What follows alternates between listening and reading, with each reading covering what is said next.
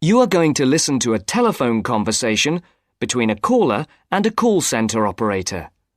As you listen, complete the numbered spaces in the identification form in the book.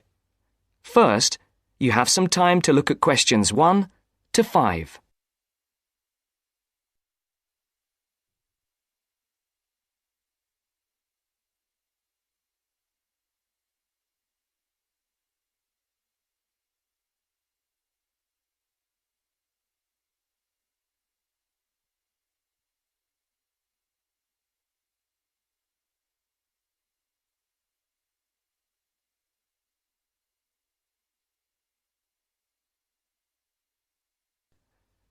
You should answer the questions as you listen, because you will not hear the recording a second time.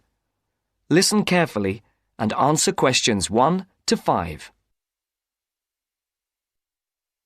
Platinum Card Service, Rebecca speaking. How may I help you? I've got a few problems with my credit card account. OK. What is your credit card number? Let's see. It's here somewhere. Here it is. Can I just take the card number, please? Yes, it's 6992 6992 3443 3443 1147 1147 8921. 8921. Right. Can I just check that? 6992 3443 1147 8921. That's it. And your name? Carlos de Silva.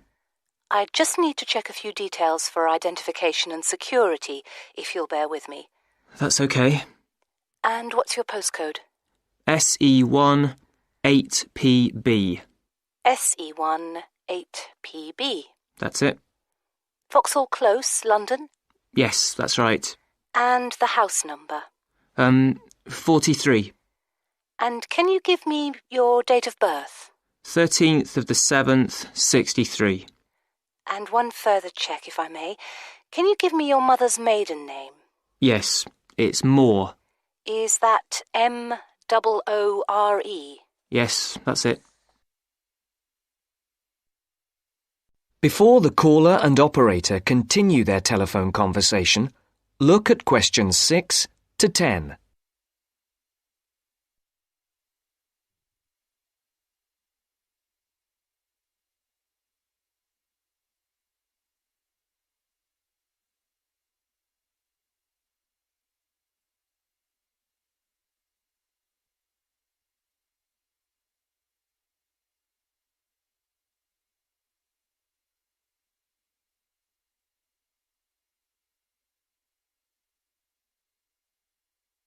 Now listen to the next part of the conversation and answer questions 6 to 10.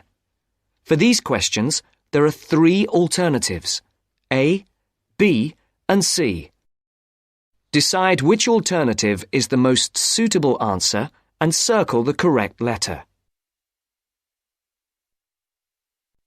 Yes. Now, can we get on with this? Yes, sir, certainly. I'm sure you'll appreciate that all these checks are necessary for security reasons. So, what exactly is the problem? Problems? OK. Well, first, your computer seems to have gone mad. I sent you £500 and on the statement for the account it shows that I only paid £300. Yes. The account does only show £300 was paid. Well, I paid the £500 in at the bank and I have my receipt, and my bank statement shows that £500 has been taken from my account. Oh, I see. What I'll do is check with the bank and see what they say. OK. You said there was something else? Yes, as if that wasn't enough. My account shows that £107.27 was paid to a company called Pan Express. I don't know who this is. Let's have a look. Well, it is genuine. I can assure you it's not mine. It was made on the evening of the 12th of May. Maybe it's a restaurant bill you forgot about? There's no way that... Oh, wait, hold on. Yes. Oh, it's okay. I've just realised what it is. It is a restaurant bill. The name of the company is different from the name of the restaurant. My mistake. I'm sorry. That's okay. Was there anything else? I don't know if I dare. What is it, anyway? Well, it's, the amount of interest seems to have gone up. If you look at your statement for April, you'll see that the rate went down from 16.27% to 14.99% that month. Oh, yes, you're right. Was that everything? Yes, basically, it is. Okay. And can you check my payment? Oh, yes, I'll do it. Can I phone you back? I'll be at home for the next 2 hours. I have to leave at 11. Right. What's your number? 020 7989 7182. Hold on. 020 7979? No, it's 7989 and then 7182. So it's 020 7989 7182. Yes, that's it. Okay, I'll phone you straight back. Thanks. Bye. That is the end of part 1. You now have half a minute to check your answers.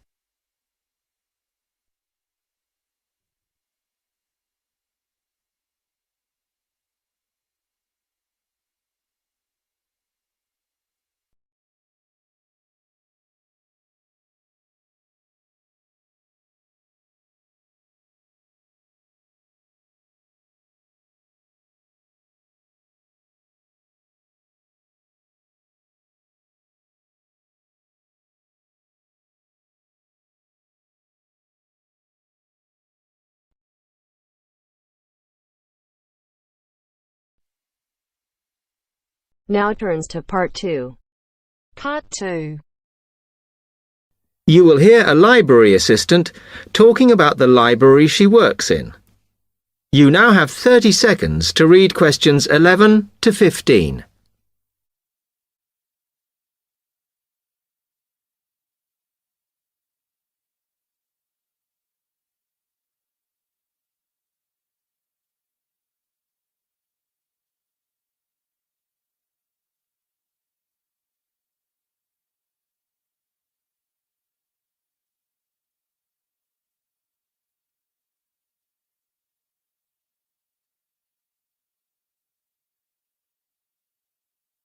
Hi, can I help you? Yes. I wanted to join the library. Okay. First of all, let me show you round the library and explain a few things for you. Okay, now we're here at the main entrance. You can see the reception, which is where you bring back and take out books. And also, we can order books and answer your questions there. Next to the reception, where you can see those old desks, is where we keep the magazines, because you can sit down and read there. They're divided into sections for sciences, geography, arts, etc. Then, at the back of the library, you can see the section for old books. Next to that is where the books proper start. That used to be the science section, but now on those shelves you'll find the art section. We had a big reorganisation in the summer, which I think has made it clearer. The numbering is standard, so you should be able to find what you want quite easily. However, if you can't find something, it probably means it's been borrowed. Okay, then in the corner next to the reference section is where we thought it was quietest and away from the phones and printers and things, so we've put the study desks there. They all have computer access if you need it for your laptop.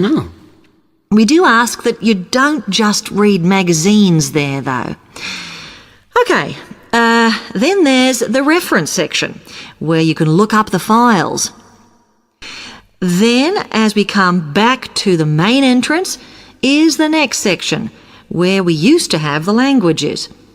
It got very busy and noisy, so when we moved everything round, we decided to put the law books here. Also, because it's a smaller section, it fits quite well here. OK then, we're back at the main entrance. Over there, by reception, there's a door that goes to the extension. And we have further sections, such as languages and study desks through there. So you could have a look round when we've finished.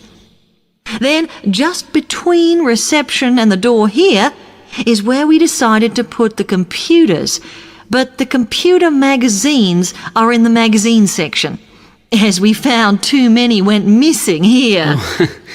OK, is that everything? You now have 30 seconds to read questions 16 to 20.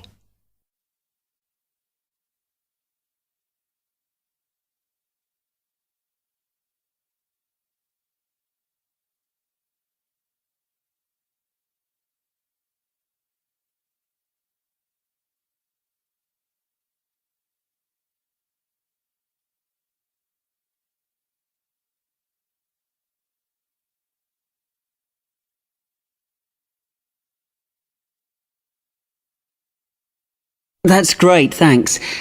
Can you just tell me a bit about borrowing and the rules and whatever? Of course. Over the last 2 months, we've been introducing a new system for this, and you can now take books out for 6 weeks. That's generally enough for most people. We usually get books back within 30 days. Of course, you may decide to renew the period. You used to have to come in to get the book stamped because we don't like doing it over the phone, as there's no record of it. But now you can do all that via email. Oh. If you do forget to renew, then we do make a charge, I'm afraid. That helps our costs, of course, but we do insist on it. The good news is that there is only one charge. I know some libraries charge £1 for 1 week and then it goes up with each week it's late. We ask for £1.50 as we think that's high enough to stop people being overdue. The other thing you may want to know is what you do about books that are not on the shelves. We do have a system for reserving them.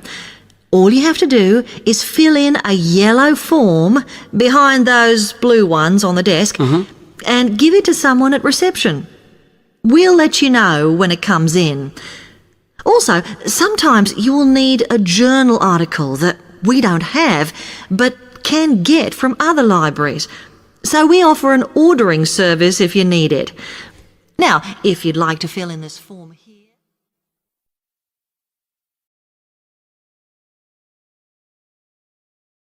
That is the end of part 2. You now have half a minute to check your answers.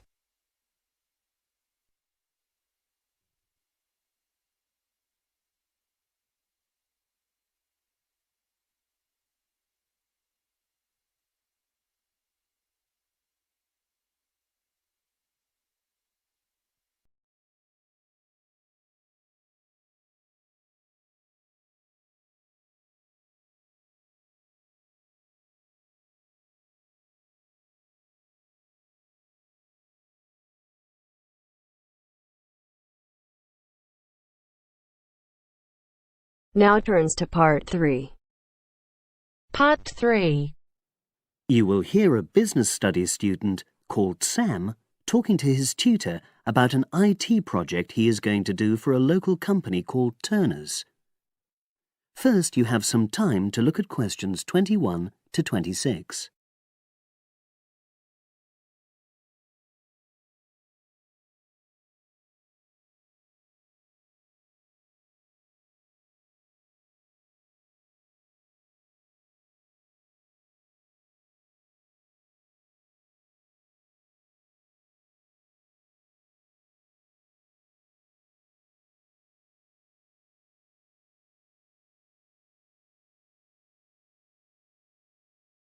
Now listen and answer questions 21 to 26. Hello, Sam. Come in and sit down. Thanks. You're here to discuss your company-based IT project, aren't you? Yes, I've been to see the manager and he's given me a lot of ideas about projects that the company would find useful, but I wanted to ask your opinion about them before I choose one. Yes, that's fine. Now, this company's called Turner's, isn't it? That's right. It's a small engineering company. They make machine components for trade use. They're well established. They started in 1976, but they're a bit old-fashioned. Okay. And what kind of projects did Turner's suggest you could do for the company? Well, they want some improvements made to their customer database. The one that they've got at the moment isn't very useful in some ways. I had a quick look at it. That would be a very straightforward project, and it'd be simple enough to evaluate, but I don't think you'd get enough out of a project like that. You wouldn't learn anything new. Well, another project they suggested is to do with their online sales catalogue. At the moment, customers can look at their products, but they can't actually order them online, which must affect their competitiveness. But I said I thought it would take too long. It's quite a big task. You're right. It's too much for the time you've got. It's a pity, though. Then they want some help with their payroll system. At the moment, the way they calculate pay involves a lot of manual accounting. I suggested they could have a system where employees register electronically when they arrive and leave work, so the hours they do could be transferred automatically. I think you'd get a lot out of a project like that. It would extend your skills, but it wouldn't be too much to take on. A student did something similar a couple of years ago, but this is slightly different. Well, then they need help with their stock inventory. They do everything manually. Really? Yes, and it takes so much time. It's probably very inaccurate, too. An electronic inventory would probably be the biggest single benefit for the company. I'm surprised they haven't had it done before. I know. Then they wanted to improve their internal security. The manager had visited other companies where the staff use swipe cards to access various areas of the building. It sounded useful, but the trouble is I'm not really sure how to do it. Well, I think you're right in that assessment. At the moment, it's probably a bit beyond your level of knowledge. Is that all? Just one more. Customer service. They want to be able to collect feedback from their customers in a more systematic way. At the moment, it's a bit of a mess, and they probably lose business as a result. Would that involve you going to see customers at their own premises? Because in that case, you might have to do a fair amount of traveling, and that would incur expenses that haven't been agreed with these companies. I never thought of that. Well, it might not be a problem, but it's something that needs clarifying. Well, I hope that's been helpful in narrowing down the options. Yes, it has, thanks. I'll be able to make a decision now. But while I'm here, can I talk to you about coursework? Sure. Now you have some time to look at questions 27 to 30.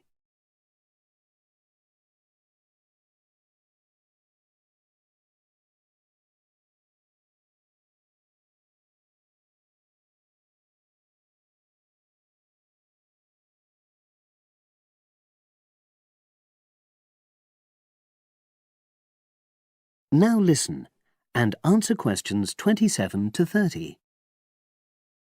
I'm not very happy about the way our group assignment is working. There are some problems. Oh, dear.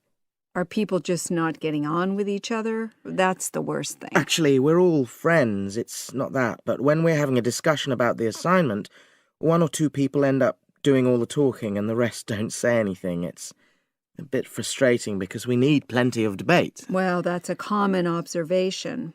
You're studying in a group with people from all over the world, and you all have your own ways of participating. In some places, students are more used to listening than talking, and vice versa. I suppose you're right. I'll try to remember that. Does everyone pull their weight as far as sharing the workload is concerned? I'd say they do, yes. And our group elected a leader. She's very good at making sure no one's overloaded. But personally, I feel that there are just too many of us in the group. Whenever we try to arrange a meeting, there's always at least one person who can't make it. It's not anyone's fault, it's just that we've all got slightly different timetables. Well, I'm glad you've talked to me about it. Feedback is always useful. Is there anything else you're concerned about? There are a couple of problems with lecturers that all the students are talking about. Last semester we had negative feedback about the way lectures were organized. There were several occasions when the wrong room had been booked or the same room had been booked twice, that sort of thing. Is that still a problem? That hasn't happened at all as far as I know. Oh, good. It's sorted out then. But I don't know the reason, but some of the staff often turn up late, so we miss 10 or 15 minutes of our lecture time. It might be because they've been copying handouts for students. I think there's a queue for the machine sometimes. Well, I'll look into that. Thank you for telling me. Anything else? The other thing is that it can be very difficult to get to see a lecturer individually. They're all very supportive and friendly when you do manage to find them, but often they're not in their office, even at times when they're meant to be available for consultation. Okay, that's helpful. Now, before you leave, That is the end of part 3. You now have half a minute to check your answers.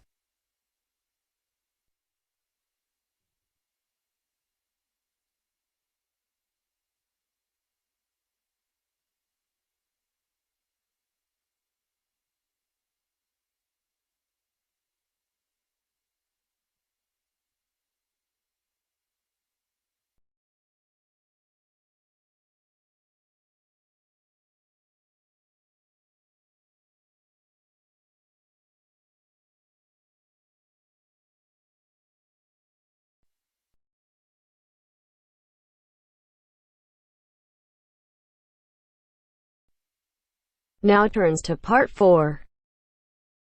Part 4.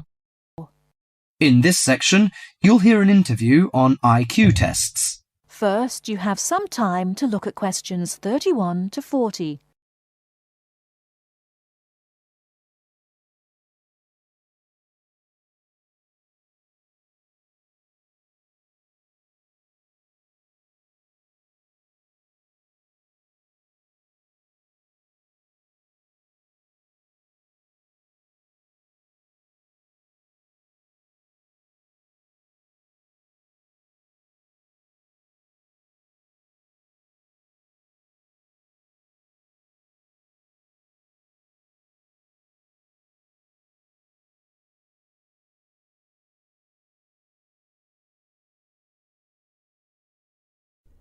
Now, listen carefully and answer questions 31 to 40. Mrs. Kellerman, a specialist in child psychology, is interviewed by Bridget. Mrs. Kellerman, why is it that some children perform much better than others at school? Obviously, it can't be denied that certain children are brighter than others, but it's not as simple as that. A lot of emphasis is placed on intelligence measured by tests, so-called IQ tests, which only measure certain types of intelligence, such as basically linguistic and numerical skills, or reading and mathematics to put it plainly, which is unfortunate because some children are bound to suffer. A good example was a friend of mine's son who was kept out of the top class at school because of his average IQ. That's around 100. His father, though he had no idea his son was going to be an architect, always said he was a clever child. Apparently, he was able to picture things in his mind and draw accurately at a very early age. The point is that his university life might not have been so difficult if his ability had been recognized sooner. What you're saying, then, is that some children have abilities that are not easy to measure, that aren't appreciated by many schools. Precisely. And if these schools are not spotted sufficiently early, they cannot be developed. That's why, in my view, there are so many unhappy adults in the world. They are not doing the things they are best at. What are those other kinds of intelligence? How can we recognize them in our children? Well, take musical talent. Many children never get the chance to learn to play an instrument, but while they might not become great artists or composers, they may get a lot of pleasure and satisfaction. Musically gifted children are fascinated by all kinds of sounds, car horns, animal noises, and so on, and they can easily recognize tunes and sing them in key. How can a parent encourage them? Sing to them and teach them new songs. Buy a piano or even a cheap instrument such as a recorder. If you can afford it, send them to music lessons as soon as possible. Play recordings of different instruments to them.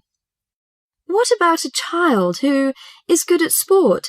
Could that be described as a form of intelligence? Most certainly. We psychologists call it motor or bodily intelligence. These children move gracefully and handle objects skillfully. A child who finds it easy to take things apart and use various tools may well become an engineer with the right encouragement. We should give them models to make and take them to science museums. However, unless these children are also good with words and numbers, they will probably not do well in school examinations. Is there anything a parent can do to help in this case? Yes, it may be worth spending money on private lessons, but, hardly anyone is good at everything. In my opinion, a child should be judged on his individual talents. After all, being happy in life is putting your skills to good use, no matter what they are. That is the end of part 4.